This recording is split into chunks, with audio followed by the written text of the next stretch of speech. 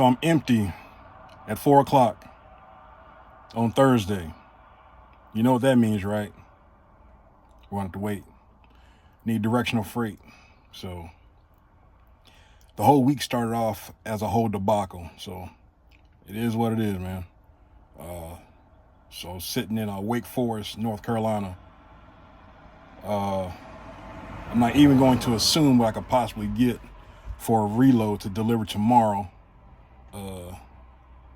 I'm not even going to assume or even try to fathom what it could possibly be. But I'm tired, boss. I'm tired. When you go to shippers, or when you go, if you're waiting to get loaded or unloaded, whatever the case might be considerate of other drivers. All right. Don't park in the middle of the yard. Don't just stop, and do your stuff, because I'm pretty sure, depending on their hours, there's going to be another truck that pulls up behind you.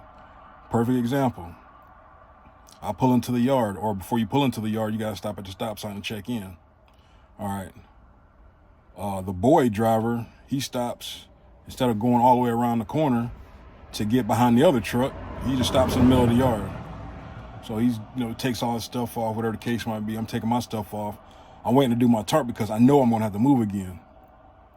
He waits so long, he sits back in the truck. The guy on the forklift has to tell him to go move around. Like, damn, dude. Like, if you don't see the other truck that's in front of you, you're next. All right, so pull around. All right, so be weary and be cognizant and be respectful of other people, of other people that's got to deliver and pick up too, As soon as I seen him move, I drove all the way around. Like, okay, he's getting unloaded, because I didn't know where he disappeared to. I drove all the way around, went to the stop sign. I got there right there before they stopped receiving for the day. Got around about 2:30.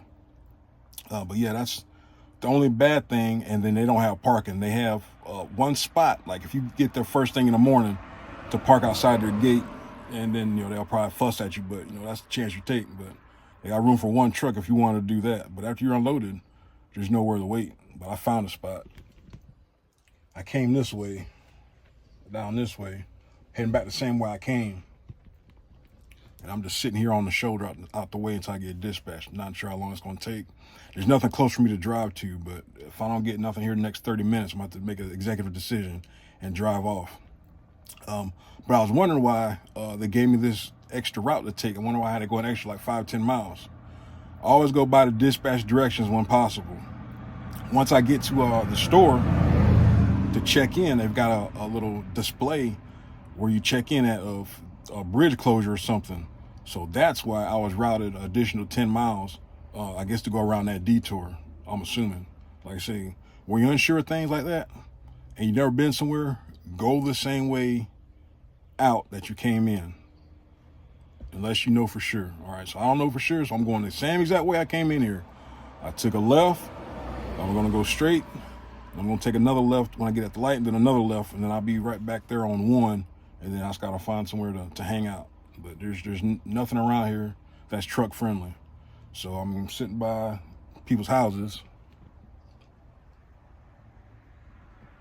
not sure if they're home, so, out of courtesy, just turn the truck off, It might not sound loud to you, but it might be loud to them. So just, I got my truck off while I'm waiting patiently, sweating, but decent week, I guess.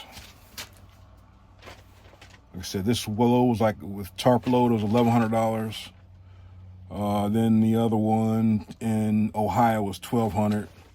So that's 11 and 12. That's what, 22? No, 23.